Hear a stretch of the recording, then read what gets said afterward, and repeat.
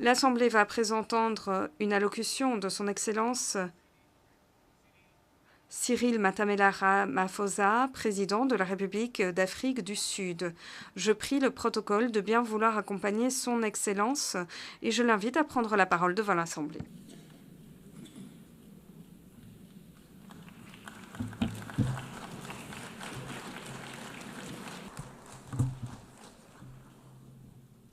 Thank you, President of. Je vous remercie, Monsieur le Président, Madame la Présidente de la 80e session de l'Assemblée générale, Monsieur le Secrétaire général des Nations unies, Excellences, Mesdames et Messieurs, chefs d'État et de gouvernement, chers amis. Les Nations unies ont été créées il y a 80 ans pour préserver les générations futures du fléau de la guerre et afin de bâtir un monde prospère, un monde se relevant après la destruction entraînée par le conflit mondial. Les nations du monde se sont engagées à promouvoir la paix, le développement et les droits humains en s'appuyant sur le droit international. Aujourd'hui, plus que jamais, nous demandons que soient respectées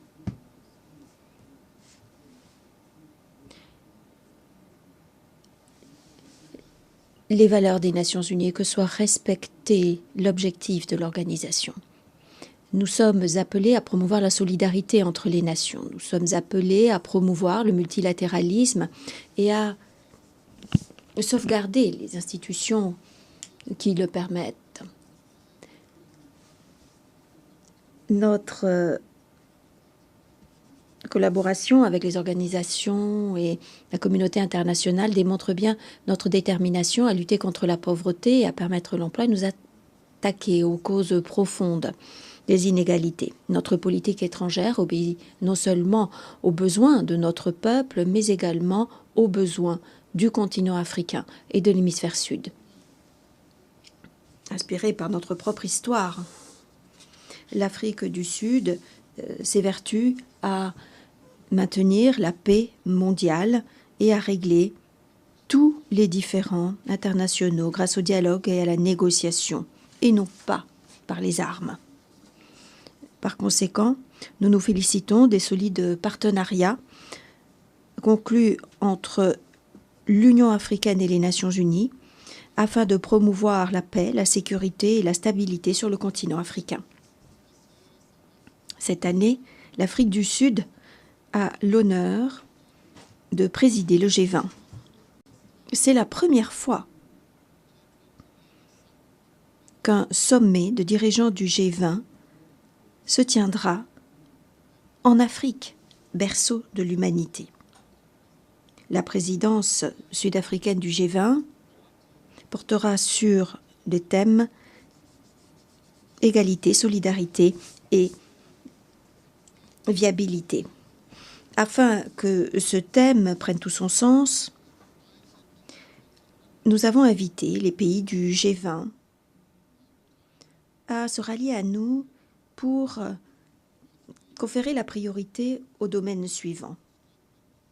Premièrement, nous essaierons de voir comment renforcer la résilience face aux catastrophes et comment faire pour faire face à la fréquence de plus en plus notoire des phénomènes météorologiques dus au changement climatique. Deuxièmement, nous voulons également veiller à ce que la dette des pays à bas revenus soit viable.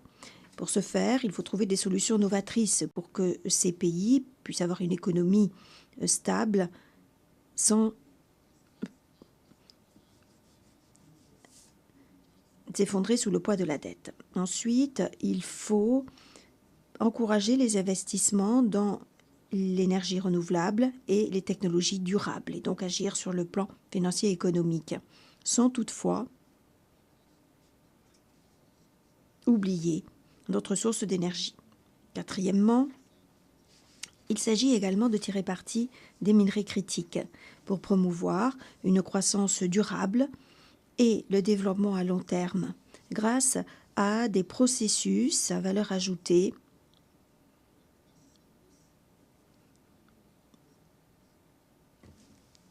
en sachant utiliser ces minerais à la source, là où ils sont extraits, et ce, dans l'intérêt des communautés locales. Ces priorités reflètent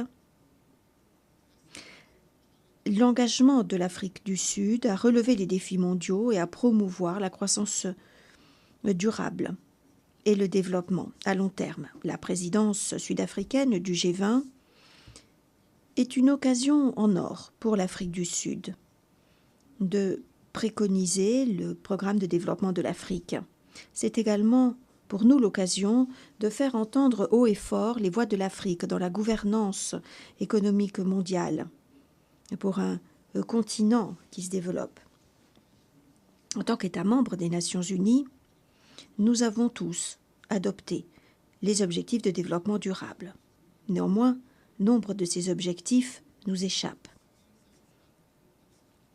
Pour de multiples raisons, de nombreux pays échouent à mettre en œuvre ces objectifs de développement durable. Parmi ces raisons, citons le manque de ressources financières pour assurer les progrès requis pour atteindre ces objectifs. Nombre de pays en développement, notamment en Afrique ou dans l'ensemble de l'hémisphère sud, ne disposent pas du capital suffisant pour financer la réalisation des ODD. Ces pays sont endettés et ils paient plus pour le service, beaucoup plus même pour le service de la dette que pour le secteur de l'éducation. En réalité, ces pays constatent que leur service de la dette est même beaucoup plus onéreux que pour les pays du Nord. La solidarité est de mise avec des règles justes en matière de prêts, notamment pour les pays du Sud. Et ceci nous permettrait d'honorer nos engagements communs. Grâce au processus du G20, nous essayons de forger un consensus afin de voir comment ce problème pourrait être réglé, y compris en réformant les institutions financières internationales, en particulier les banques multilatérales de développement, et ce, afin de mieux relever les défis mondiaux rencontrés par de nombreux pays. Le système commercial multilatéral doit être réformé, comme cela a été montré. Par ailleurs, l'OMC reste la seule organisation multilatérale à même de remédier aux dissensions en matière de commerce international. Le commerce reste un des instruments les plus importants pour mobiliser les ressources mondiales en faveur du développement. Il est préoccupant de constater que des chocs géopolitiques et l'instabilité des politiques économiques mondiales mettent en péril l'économie mondiale et risquent de tarir des sources essentielles pour le développement. En réalité, le commerce est désormais utilisé comme arme contre un certain nombre de pays. Nous devons donc redoubler d'efforts. Nous devons resserrer les liens entre le commerce et le développement. Les pratiques commerciales unilatérales et la coercition économique ont un effet délétère pour de nombreux pays. Ceci inclut les embargos, l'embargo économique contre Cuba, qui cause des dégâts considérables depuis des années à l'économie cubaine. Cet embargo injuste doit être levé au plus tôt.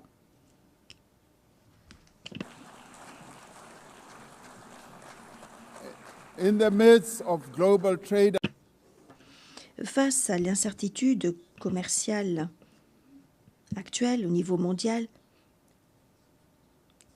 l'Afrique offre un exemple de collaboration constructive et de coopération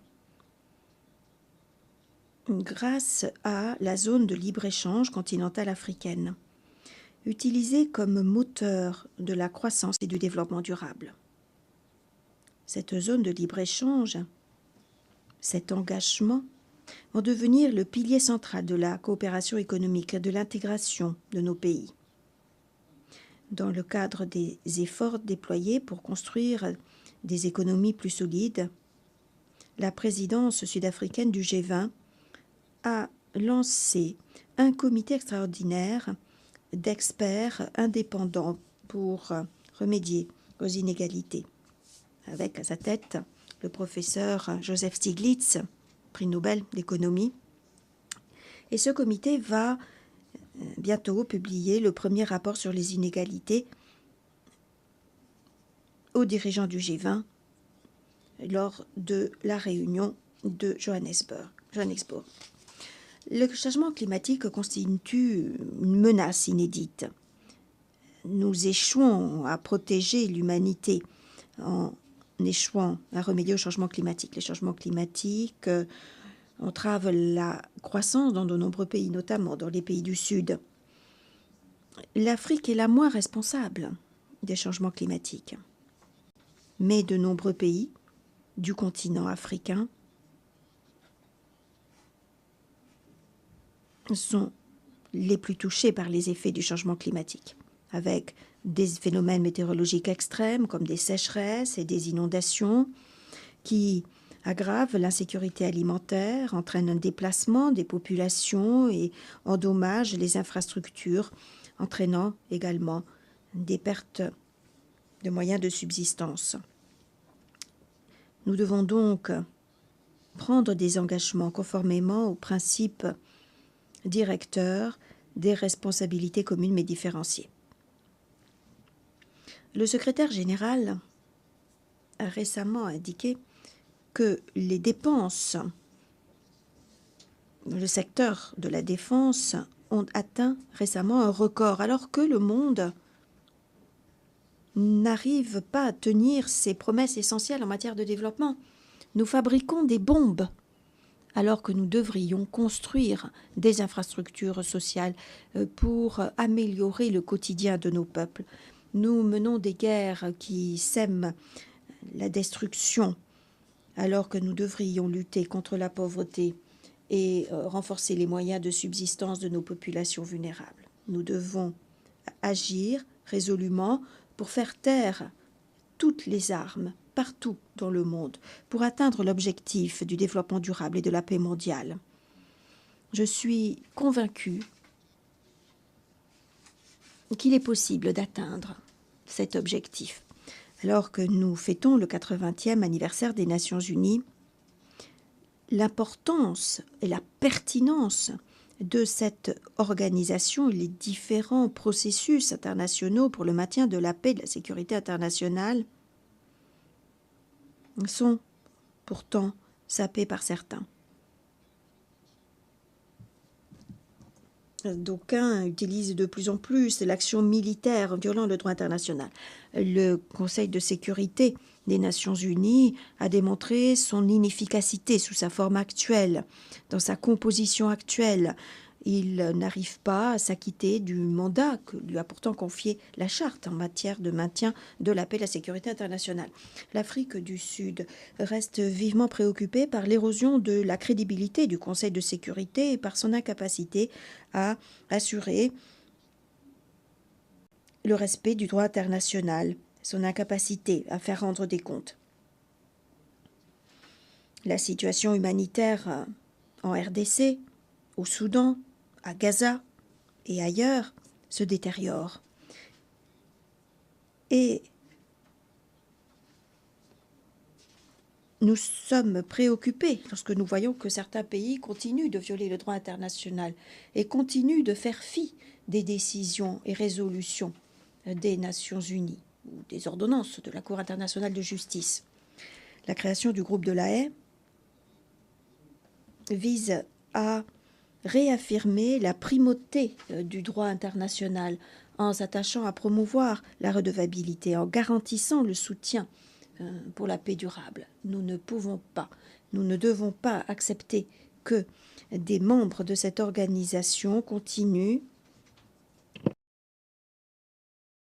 délibérément de violer sans conséquence la charte que nous nous sommes tous engagés à faire respecter. Les nations se sont engagées à respecter la charte des Nations Unies et en tant que nation ayant pris cet engagement, nous devons faire respecter le droit du peuple palestinien à l'autodétermination, conformément à la demande présentée par l'Afrique du Sud à la Cour internationale de justice. Un consensus mondial se fait jour. Un consensus mondial se fait jour quant au fait qu'Israël commet le génocide à Gaza. Pas plus tard que la semaine dernière, la commission d'enquête internationale indépendante a déclaré qu'Israël était responsable de génocide à Gaza. Les Palestiniens continuent d'être victimes du génocide et nous devons donc agir. L'Afrique du Sud a agi dans l'intérêt de sauver des vies en insistant pour que la Cour internationale de justice rende une décision attestant de la commission de génocide à Gaza et rappelant que ce génocide doit cesser. Nous sommes ici devant vous pour le dire, ce génocide doit cesser. Nous nous félicitons de la réunion de haut niveau historique qui s'est tenue hier sur la solution des deux États dans cette même salle de l'Assemblée. Ceci démontre bien la détermination de l'écrasante majorité. La majorité de pays,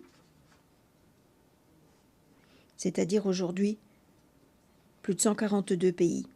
142 pays et plus qui estiment que les Palestiniens méritent un État pacifique, vivant côte à côte avec Israël. État pacifique. Et beaucoup appellent de leur vœu cette existence de deux États côte à côte. Il faut donc tout faire pour que cette solution soit viable, pour qu'elle puisse être mise en œuvre. Tous ceux qui peuvent agir dans ce sens doivent le faire. Un nombre croissant de pays reconnaissent enfin l'existence de l'État de Palestine.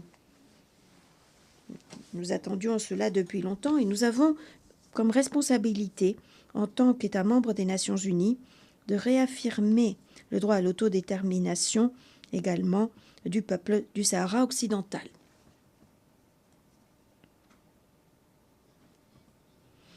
La toute première résolution de l'Assemblée générale des Nations unies, en janvier 1946, demandait l'élimination des armes atomiques. La résolution a été adoptée peu après l'utilisation catastrophique des bombes atomiques larguées sur Hiroshima et Nagasaki, faisant des milliers de victimes. Des décennies plus tard, nous n'avons pas beaucoup avancé dans la réalisation de notre engagement en faveur du désarmement nucléaire. L'an prochain, en 2026, l'Afrique du Sud va présider la première conférence d'examen du traité sur l'interdiction des armes nucléaires. Ce traité réaffirme qu'il n'y a pas de plus grande garantie de non-prolifération que l'interdiction complète des armes nucléaires.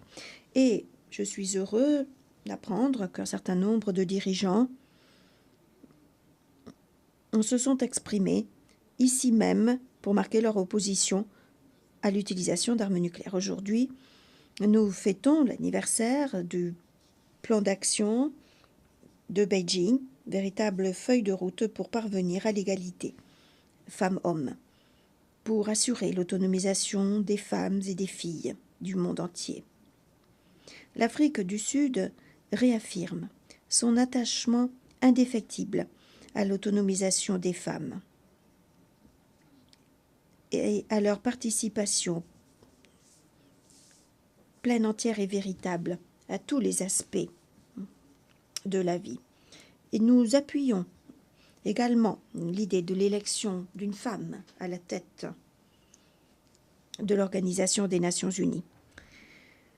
L'anniversaire de la conférence de Beijing nous rappelle notre responsabilité commune, celle de promouvoir les droits humains, la dignité et la justice pour tous et toutes, car nous sommes tous égaux, hommes et femmes. Il n'y a aucune raison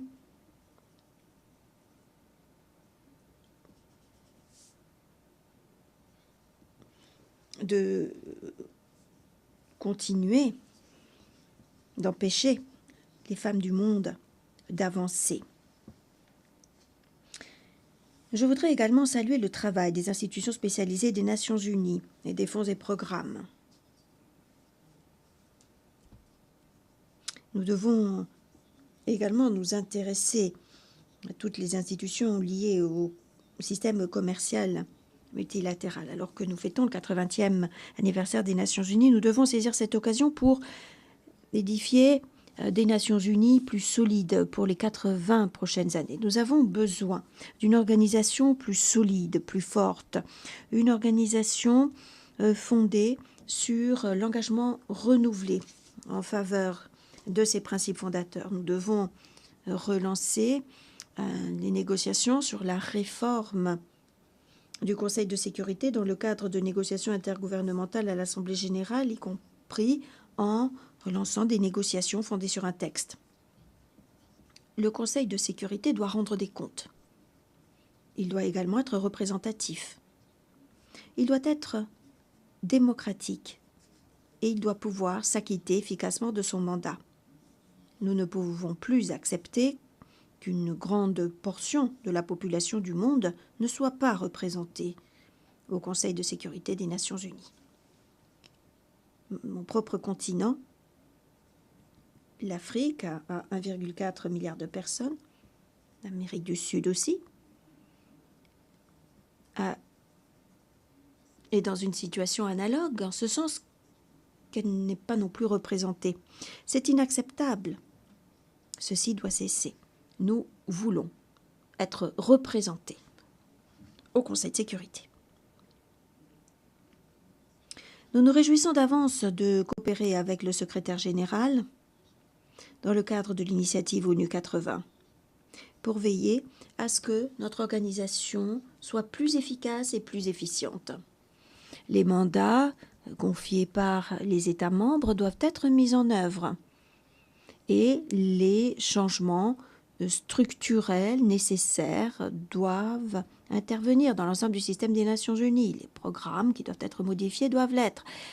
Face à la crise de financement, les Nations Unies doivent pouvoir tout de même s'acquitter de leur mandat. Et l'initiative ONU 80 est importante pour préserver l'intégrité du système multilatéral et pour faire respecter le droit international. Enfin,